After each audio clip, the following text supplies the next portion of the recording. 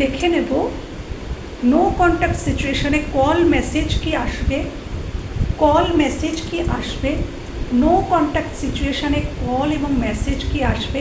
একদম একদম আসবে বন্ধুরা। আবার আগের মতন কথা হবে, হয়তো তোমাদের হঠাৎ করে চলতে চলতে দেখাও হয়ে যেতে পারে বন্ধুরা। আবারও সেই কথা, আবারও সেই ভাব বিনিময়, প্রেম বিনিময় অবশ্যই হবে বন্ধুরা, অবশ্যই হবে।